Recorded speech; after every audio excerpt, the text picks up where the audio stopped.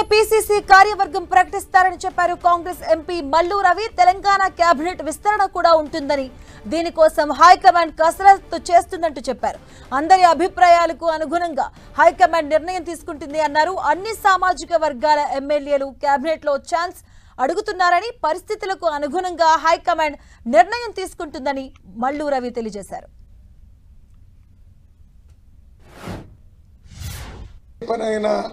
ఒక పద్ధతి ఒకటి తర్వాత ఒకటి చేసుకుంటూ పోతారు.